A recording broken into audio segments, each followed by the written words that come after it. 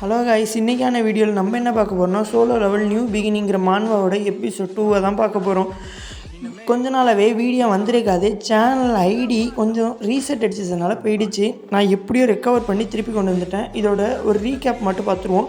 Hero அந்த மேங்க்ரோ டிவிக்கு போயிருப்பான். அதுலேருந்து எப்படி அந்த மேங்க்ரோ டிவிலேருந்து எடுக்கிறது தான் பார்க்க போகிறோம்.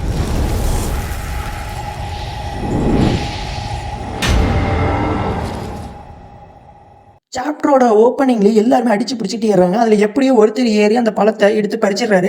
அந்த ஃப்ரூட்டை பறித்த உடனே அவருக்கு எல்லாமே மேக்ஸ் லெவல் எஜிலிட்டி ஒன்றும் ஏறல, எல்லாமே 3+3+3 எஜிலிட்டியே ஏறி இருக்கு. உடனே அவர் படிச்சுட்டா நினச்சிருக்காரு. அப்போ தான் ஹீரோ நினைக்கிறான், இந்த கேமை சாகிற லெவலுக்கு விளையாண்டவனுக்கு தான் இந்த கேமில் நடக்க போகிற கொடூரமான விஷயம் ரொம்ப எங்களுக்குலாம் சந்தோஷமான விஷயமா இருக்கும் அப்படின்னு சொல்லி சிரிக்கிறான். அப்போ பார்த்தா திடீர்னு அந்த மரத்தோட வேருக்கெல்லாம் உயிர் வந்து எல்லாரும் அடிக்க ஆரம்பிச்சிருது. அப்போ தான் ஐயோ, இந்த பழத்தை எல்லாத்தையும் சாப்பிட்டு அந்த மரத்துக்கு உயிர் வந்துடுங்கிறதே மறந்துட்டு சீக்கிரம் தப்பிச்சு போயிடுங்க, இந்த மரம் எல்லாருமே கொண்டுடும் அப்படின்னு சொல்லிட்டு எல்லாம் தப்பிச்சு விடுறாங்க. ஏன் அப்போ தான் நம்ம ஹீரோ நினைக்கிறோம், எல்லாம் முட்டாளுங்க, இதில் தான் உண்மையான இதே இருக்குது, இந்த மரத்தில் உள்ள பழத்தில் ஒன்றும் இல்லை, இந்த மரத்துக்குள்ள ஒரு கோர் இருக்குது, அந்த மரத்தில் உள்ள கோர் தான் பவரு. அப்போ உடனே அந்த எங்கே போகிற அப்படின்னு கேட்குறான். நான் தான் எல்லாம் கிடச்சிச்சு தான் போகிறேன் அப்படின்னு சொல்கிறான். ஏன்னா லூஸா, இதுக்கு மெயினான ஒன்று இருக்குது, அதுதான் இதுக்கப்புறம் வரப்போகிற மெயினான ஒரு ஃப்ரூட் அப்படின்னு என்ன சொல்கிறாங்க. இவன் என்ன உண்மையை தான் சொல்கிறாங்க. இவன் இருக்கிற கான்ஃபிடென்ட்டை பார்த்தா உண்மையிலே இருக்குமோ, சரி அப்படின்னு இருப்போம், சரி நான் இருந்தால் என்ன கிடைக்கும், நீனே அதை எடுத்துக்க அப்படின்னு சொல்லுவான். சிரிச்சுக்கிட்டே வேணா முட்டாளாக இருக்கான். சரி 2 பேரும் சேர்ந்தே பண்ணலாம் அப்படின்னா.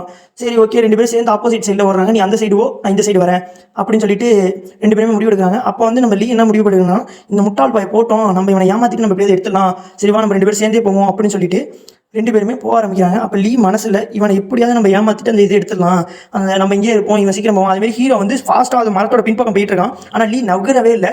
அப்போ பார்த்துட்டு அவனை பார்த்து சிரிக்கிறான். இப்போ ஹீரோ பார்த்துட்டு என்னடா இது, இவன் நகரவே இல்லை அப்படின்னு சொல்லி பார்க்குறான். முட்டாளே நீ போயிட்டு அந்த மரத்துக்கிட்ட சாக போகிற அப்படின்னு பார்த்து சொல்கிறான். அப்போ ஹீரோ நம்ம பார்த்து சிரிச்சுக்கிட்டு, அது ஒன்றும் தூரமாக இருக்கிறவங்கள ஒன்றும் தான் பிடிக்கும், கிட்டக்க உள்ளவங்களை யாரையும் அதை ஃபஸ்ட் அட்டாக் பண்ணது அப்படின்னா. அதேமாரியே நம்ம போய் அதை அட்டாக் பண்ணி குத்தி கிழிச்சு கொண்டுடுது. நம்ம ஹீரோ பார்த்து சிரிச்சுக்கிட்டு என்னை காப்பாற்றி கத்துறான். என்னை காப்பாற்று அப்படின்னு கத்துறப்ப, எப்படி எல்லா யூடியூபர்ஸையும் நீ வந்து உங்கள் ஸ்டீமர்ஸ் எல்லாம் இப்படி வக்கீலை வச்சு இது பண்ணிப்பீங்க, ஏதாவது ஒரு பிரச்சனை வந்து அப்போ அந்த வக்கீலை வச்சு காப்பாற்றி அப்படின்னு சொல்லி ரொம்ப கொடூரமாக பேசுகிறான். இதில் வந்து நம்மளோட கோவத்தையும் அவன் காட்டிடுறான். வந்து அப்படியே கொடூரமாக செத்து போகிறான். லீயோட கண்ணுலேருந்து அப்படியே கண்ணீர் வழியாக அப்படியே செத்து போயிடுறான். அப்போ அந்த செகண்ட் ஹீரோ வந்து போக ஆரம்பிக்கிறான். இப்போ மரம் வந்து அவனை அட்டாக் பண்ண ஆரம்பிச்சிடுது. அந்த மேங்க்ரோ மரம் அட்டாக் பண்ணுறப்ப 45 டிகிரி லெஃப்ட்டும் 75 டிகிரி டவுன்வேர்டு 85 டிகிரி அப்பாடு அப்படின்னு சொல்லி கரெக்டாக டிகிரி வைஸ் நான் மெமரி பண்ணிட்டு கரெக்டாக நவுறான். அதுவும் இதுவும் கேமில் உள்ள மாதிரி மாறவே இல்லை அப்படின்னு சொல்லிட்டு வரும். அதுமாதிரி மரமும் மோதிக்கிட்டு அதோட கோரே கரெக்டாக தெரியுது. அந்த கோர் தான் அந்த ஹீரோ எடுக்க வேண்டிய கோர். அந்த கோரை கரெக்டாக ஹீரோ போய் எடுக்கிறான். அந்த ஹீரோ கோரை கிட்ட எடுக்க போகிறப்ப எடுக்க விடலாம், எப்படியோ எடுத்து அதை வந்து உடைக்கிறதுக்கு கொஞ்சம் ஸ்ட்ரென்த் வேணும். அதை ஹீரோ எப்படியோ கொடுத்து ஹீரோ எடுத்து அதை சாப்பிட்டுறான். அப்போ சாப்பிட்டுட்டு இருக்கப்ப தான் ஹீரோக்கு வந்து ஒரு எஜிலிட்டி பாயிண்ட்டு எல்லாமே +++. அவன் ஃபஸ்ட்டு எடுத்தவங்களுக்குலாம் 3+3+ கிடைச்ச மாதிரி. ஆனால் நம்ம ஹீரோவுக்கு வந்து எல்லாமே மேக்ஸ் லெவலில் பாதி +++ ஏற்றி விட்டுடுது. அப்போ தான் ஹீரோ நினச்சிக்கலாம், ஓகே எப்படியோது. ஆனால் கோரை எடுத்ததுக்கப்புறம் ஒன்று அந்த மரம் விடல. நம்ம ஹீரோவை அதை அட்டாக் பண்ண வந்துக்கிட்டே தான் இருந்துச்சு. அதனால ஹீரோ எப்படி தப்பிச்சிட்டு இருக்கான். இப்போ ஹீரோ வந்து ஒரு நிமிஷம் என்ன யோசிச்சான், மேக்ஸ் லெவல் வந்துடுச்சு, இப்போ இனிமேல் தான் நம்ம கேமே ஆரம்பிக்க போகுது. இந்த மரத்தோட மேக்ஸ் லெவல் மட்டும் இல்லை, இந்த மரத்தில் வந்து ஒரு விஷயம் இருக்குது. இந்த மரத்தோட மேக்ஸ் அந்த கோரை எடுத்துட்டோம்னா அது ஒரு லீஃபை தரணும். அது போல தான் அந்த மரத்துக்கிட்ட எப்பயும் ஃபைட் பண்ணிட்டு இருக்கான். அந்த மரத்துக்கிட்ட ஒரு லீஃப் இருக்கும். அந்த லீஃபும் ஒரு விதமான பவர் தான். அதை தெரிஞ்சுக்கிட்ட நம்ம ஹீரோ அங்கேருந்து தப்பிச்சிட்டு இருக்கான். அப்போ ஹீரோ என்ன சொல்கிறான்னா, எங்களை மாரி கொடூரமாக இந்த கேமை சாகிற லெவலுக்கு விளையாண்டவங்களுக்கு தான் இதில் அடுத்தடுத்து நடக்க போகிற கொடூரமான விஷயம்லாம் எங்களுக்கு சந்தோஷமாக தெரியும் அப்படின்னு சொல்லிட்டு சந்தோஷமாக உள்ள போகிறான். அதில் ஹீரோக்கு நிறைய காயமாக ஏற்படுது. அதெல்லாம் எனக்கு தெரியல, ஏன்னா எனக்கு இதில் தான் ஃபன் அப்படிங்கிறாப்புல சொல்கிறது மட்டும் இல்லாமல் என்ஜாய் பண்ணி உள்ள டாச் பண்ணி திருப்பி போயிட்டு இருக்காரு. ஏன்னா போயிட்டு இருக்கும்போது ஒரு நோட்டிஃபிகேஷன் வருது, நீங்கள் மரத்தோட இதை வந்து ரீச் பண்ணிட்டீங்க. அதேமாரி எப்படியோ ரெட் கலரில் இருந்த அந்த லீவ்ஸ்லாம் திருப்பி ப்ளூ கலர் வேவ்ஸோட அது பாசிட்டிவ் வைப்ரேஷன் கொடுக்குது. அதாவது மானா ரெக்கவரேஷன் கொடுக்குது. மானா ரெக்கவரேஷன் எல்லாருக்குமே தெரிஞ்சிருக்கும். அது ட்ரீ தனக்கே மானா ரெக்கவரேஷன் போகிற சாக்கில் இந்த ஹீரோ திருப்பி உள்ளே வந்துட்டு அந்த ஹீரோட மெயின் கோர்லேயே அதோட உட்டன் பீஸை வச்சே குத்துறான். ஏன்னா அப்போ தான் அதை உடைக்க முடியும்னு சொல்லிட்டு கரெக்டாக அந்த உட்டன் பீஸை வச்சு அதை வச்சு குத்துறப்ப அது உள்ளே உடஞ்சி போயிடுது.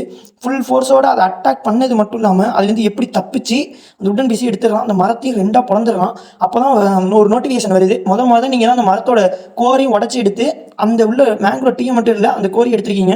அந்த கோரோட மேக்ஸ் லெவல்லாம் அப்படியே நம்ம ஹீரோட டேஷ்ல வந்து இதாகுது. எல்லாமே இப்போ 3+3+ நான் ஃபஸ்ட்டு சொல்லியிருப்பேன், அதாவது சாரி. ஆனால் இது எல்லாமே மேக்ஸ் லெவலில் இப்போ ஏறிட்டு ஒன்று ஹீரோ ஒன்று என்ன மேக்ஸா.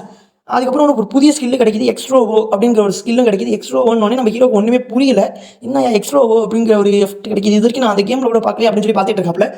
அப்பையும் நம்ம ஹீரோ சரி, அப்போ நம்ம ஹீரோக்கு ஒரு நியூ நோட்டிஃபிகேஷன் வருது, நீங்கள் ஃபஸ்ட்டு இந்த மரத்தை பொழந்து அதில் உள்ள கோரையும் எடுத்திருக்கீங்க, மானாவையும் எடுத்திருக்கீங்க, லீவ்ஸையும் எடுத்திருக்கீங்க. அதனால இதை வந்து நீங்கள் வேல்டில் குறிக்கப்படும். நீங்கள் தான் ஃபஸ்ட்டு வேல்டில் எடுத்திருக்கீங்க, உங்கள் நேம் குறிக்கப்படும், உங்கள் கேமும் அப்லோட் ஆகப்படும் அப்படின்னு சொல்லலாம். அதோட நம்ம ஹீரோ வந்து இது நடந்துட்டு போகுது, நம்ம பெல்லி தான் வந்தேன், இது இருந்தால் போதும். இதுக்கப்புறம் தான் 10th லெவல் டென்ஜென்ட் 4th லெவல் டென்ஜென்ட்டுக்குலாம் இது எனக்கு யூஸ் ஆகும். இதுக்கு தான் நான் வந்து இதான ரொம்ப ரேரு. இப்போ எனக்கு இது கிடச்சிருச்சு. இப்போ கேமில் இது கிடைக்கல, இனிமே என் லைஃப்பில் நான் வேறு ரகமாக இருக்க போகிறேன் அப்படின்னு நம்ம ஹீரோ சொல்கிறோம். சொல்கிறது மட்டும் இல்லாமல் இது அப்படியே நோட்டிஃபிகேஷனாக நம்ம ஹீரோவோட அப்படியே அப்லோடும் பண்ணுறாங்க அப்படின்னு சொல்லி ஒரு நோட்டிஃபிகேஷன் வருது. ஆனால் ஹீரோ அது எதுவுமே கண்டுக்காமல் அந்த பெரியை பார்த்துட்டு அந்த பெரி வந்து என்ன எஃபெக்ட்னா ஒரு இது நம்ம மான ரெக்கவரேஷன் அது மட்டும் இல்லை. இப்போ ஏதாவது ஒரு என்ன சொல்கிறதுனா ஒரு விதமான ஒரு எனர்ஜி அப்படியே உங்களுக்கு பாஸ் பண்ணி கொடுத்துரும். இப்போ உதாரணத்துக்கு ஒரு ஃபயர் பவர் யூஸ் பண்ணுறா ஹீரோன்னு என்ன அது அப்படியே மேக்ஸ் லெவலுக்கு கொண்டு போய் விட்டுரும். மேக்ஸ் லெவலில் கொண்டு போகிறது மட்டும் இல்லாமல் இது எங்கே வேணாலும் டிரான்ஸ்போர்ட்டேஷனாக இதை யூஸ் பண்ணிக்கலாம். அதுக்கு வந்து இன்னொரு பெல்லு தேவை. இந்த பெல்லு வந்து வீக்கானவங்க எடுத்துக்கிட்டாங்கன்னா அவங்க வந்து மான்ஸ்டராக மாறதுக்கு கூட இதாக இருக்குது. அவங்க இதை ஈஸியாக கண்ட்ரோல் பண்ணவே முடியாது. அந்தளவுக்கு இது கொடூரமானது. ஹீரோ வந்து என்ன நினைக்கிறான்னு எப்படி இந்த மேட்ச்சில் இதாகிடுவோம் அப்படின்ட்டு அப்படியே வெளில வரான். ஆனால் அதுமாரி யூடியூப்பில் அது அப்லோட் ஆகியிருக்கு. அது வீடியோ தொட்டு பார்க்குறப்ப அதில் வந்து ஹீரோட ஃபேஸ் தெரியாமல் அப்லோட் ஆகிருக்கு. ஏன்னா ஹீரோ வந்து அவன் ஃபேஸ் தெரியாமல் பார்த்துக்கோ அப்படின்னு தான் அதை சொல்லியிருப்பேன் சிஸ்டத்தில். அதேமாரி ஹீரோட ஃபேஸ் தெரியாமல் தான் இருக்குது. வளர முழுக்க இப்போ எல்லாமே சொல்லி இவன் தான் அது இவன் எப்படி யார் அவன் எப்படி இதை முடிச்சான் அப்படி இப்படின்னு எல்லாமே பேசிட்டு இருக்காங்க. ஆனால் ஃபேஸ் அது தெரியவே இல்லை. ஆனால் ஒவ்வொருத்தவங்க ஒவ்வொரு சைடில் சொல்கிறாங்க இது இவன் தான் அவனாக இருப்பான், இந்த பிளேயராக இருப்பான்.